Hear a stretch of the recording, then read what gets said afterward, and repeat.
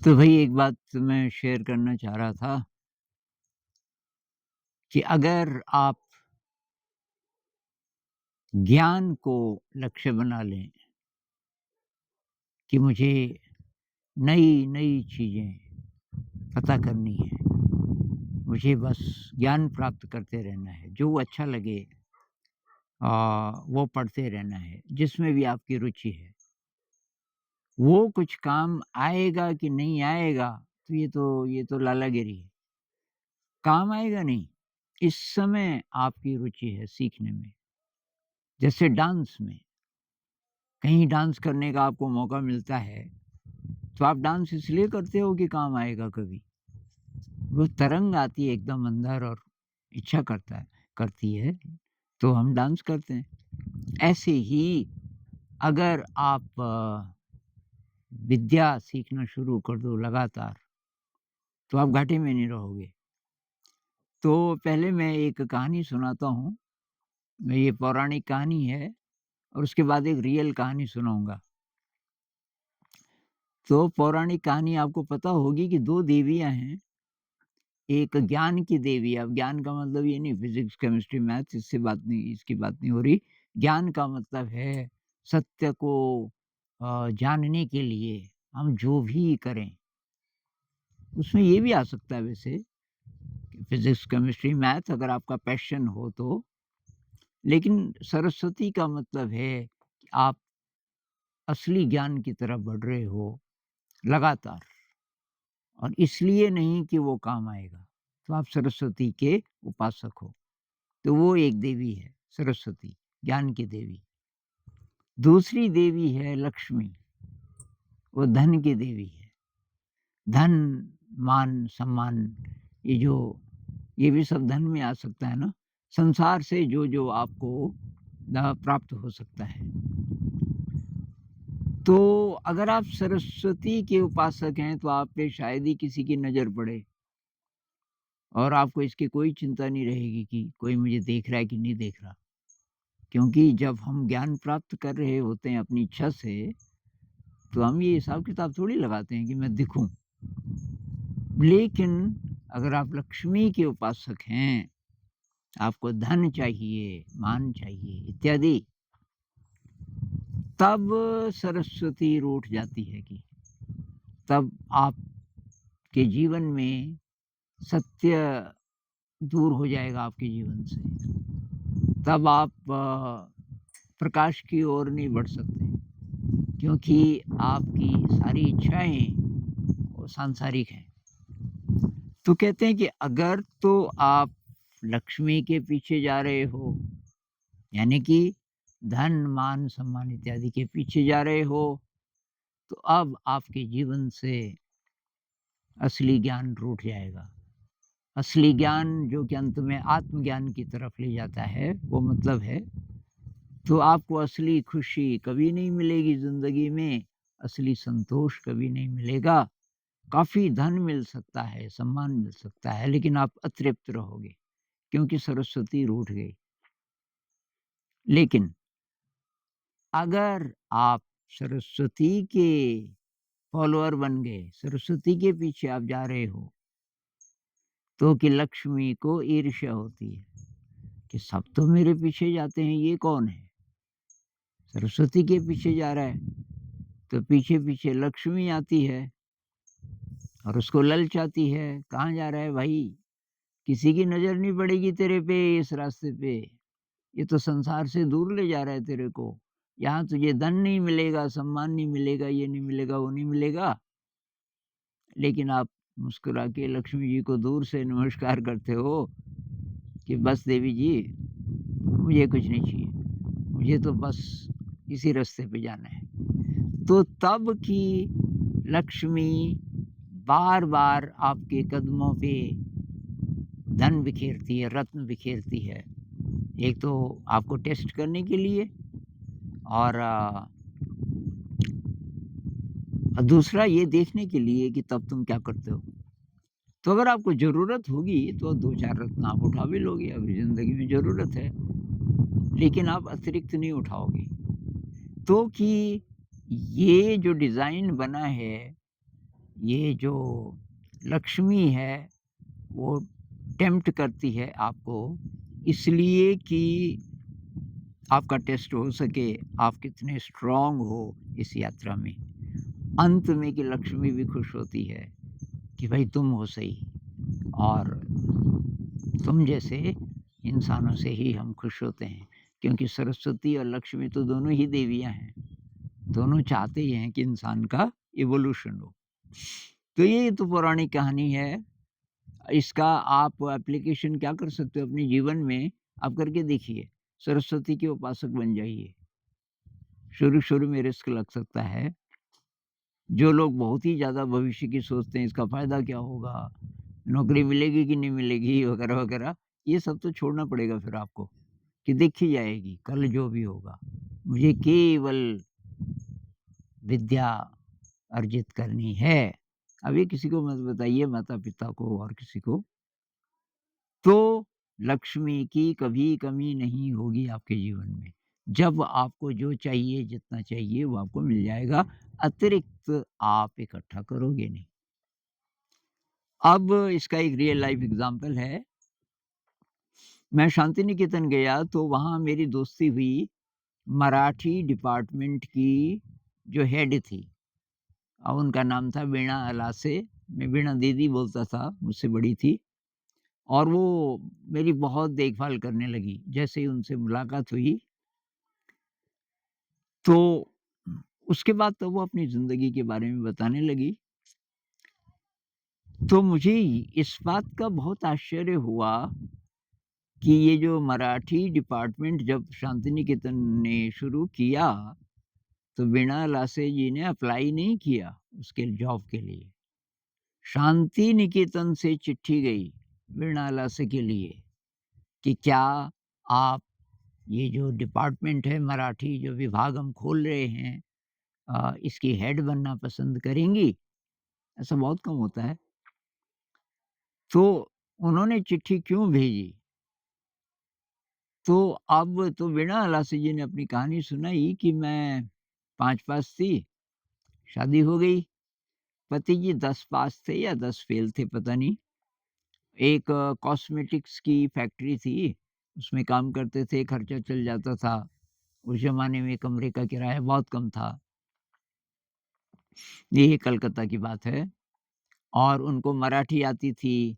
फिर वो अब कलकत्ता में रहने लगी तो बंगला आने लगी। तो मराठी, हिंदी और बंगला।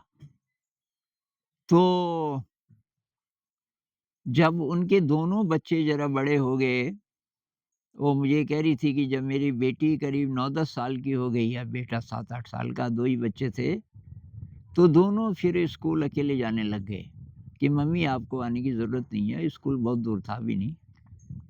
तो वो स्कूल भई एक ही काम था उसका सुबह, बच्चों को छोड़ना और फिर उनको लेने के लिए जाना। अब वो भी काम नहीं रहा, वो घर में बोर हो जाए। ये टीवी वगैरह का शौक उसको था नहीं। तो टीवी वैसे भी काफ़ी बाद में आया, 70 के दशक में आया शायद। तो ये कहानी और पहले से शुरू होती है। तो अब वो क्या करे? तो कुछ बच्चों की पुरानी किताबें जो पड़ी रहती थी वहाँ, अभी तो बच्चे ख़ैर छोटी कक्षाओं में थे, लेकिन वो उन्हीं को पढ़ने लगी दोबारा और उसने सोचा कि यार क्या मैं 8 की परीक्षा दे सकती हूँ?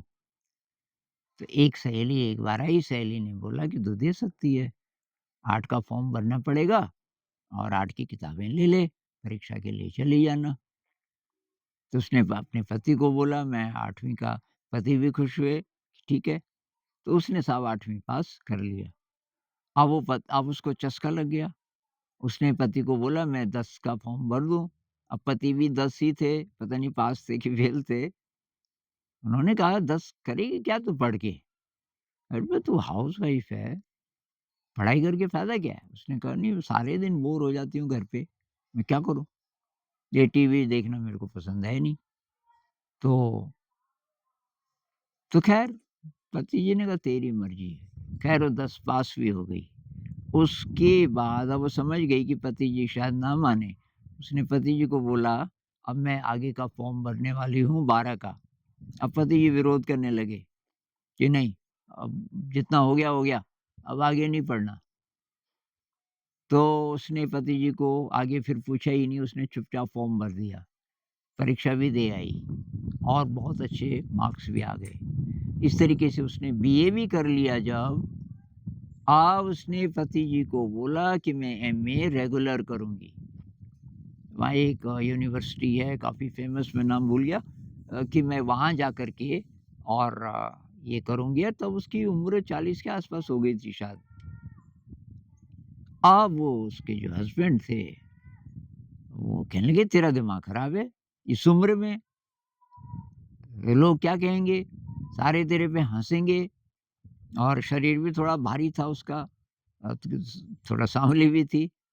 उसने कहा कि नहीं, जो भी हो मुझे एमए करना है कंपैरेटिव लिटरेचर से। तो उसने कंपैरेटिव लिटरेचर से एमए करना शुरू किया। तो शुरू में वो बता रही थी कि बहुत हँसे, बाकी बच्चे तो 20-21 साल के थे, लड़के-लड़कियाँ, तो इनको आंटी जी बोलने लगे। लेकिन एक प्रोफ़ेसर थे वहाँ, जो मेन बड़े प्रोफ़ेसर थे, उन्होंने देखा कि यार इसमें कुछ है। अ, ये एक तो इस उम्र में पढ़ने की इतनी जिज्ञासा, दूसरी बात वो बाकी सब से बहुत आगे। कोई भी बातचीत हो तो उसकी सोच बहुत आगे, और वो घर में बहुत दिन भर वो पढ़ाई करती रहती थी। कंपैरेटिव लिटरेचर में उसने यूनिवर्सिटी टॉप किया, और उसमें दुनिया भर का साहित्य पढ़ना पड़ता है। तो वो कह रही थी कि ये कई देशों का, कई भाषाओं का, जो पुराने जितने राइटर्स हैं, अब गेटे है, दांते है, अ, ये जो क्लासिक्स हैं, ये सारे पढ़ेगी। और इधर से अब इंग्लिश भी आ गई थी उसको काफ़ी। तो इंग्लिश, बांग्ला, हिंदी अ, और मराठी, इन 4 भाषाओं में वो ट्रांसलेशन करने लगी। साहित्यिक किताबें, फ़ेमस किताबों को एक भाषा से दूसरी भाषा में। इसके अलावा वो खुद भी लिखने लगी। मतलब वो आलोचक बन गई, जिसको क्रिटिक कहते हैं, कि कोई कविता है कि उसका मेरी नज़र में ऐसा मीनिंग है, और उसका मीनिंग एकदम यूनिक होता था। तो धीरे-धीरे वो बहुत फ़ेमस हो गई, और वो प्रेज़ेंटेशन के लिए लोग उसको बुलाने लग गए। तो बांग्लादेश से का जो टीवी है, उसमें बहुत बार वो जाती थी, और ये भारत में भी ये जो मराठी महाराष्ट्र में उसको बहुत बुलाते थे, और उनके घर में बड़े-बड़े विद्वान आने लगे।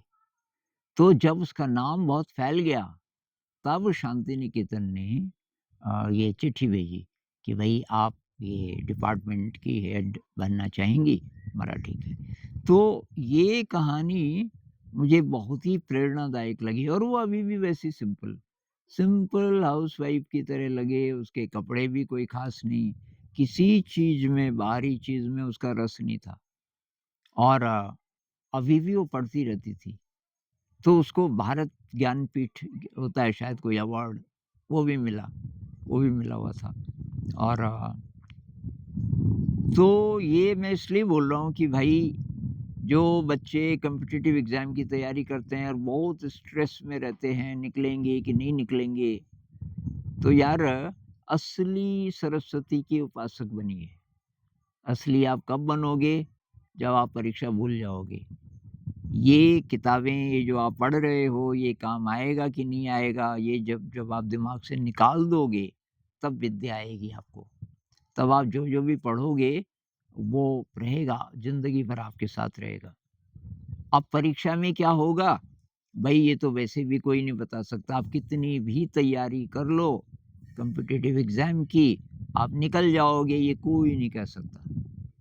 कुछ-कुछ बच्चे बड़ी कोशिश करते हैं, और ये व्रत रखते हैं, जिनका विश्वास है कि अब देवी जी को प्रसन्न करना है, तो उस देवता जी को प्रसन्न करना है, ये करना है, वो करना है, फिर भी फ़ेल हो जाते हैं।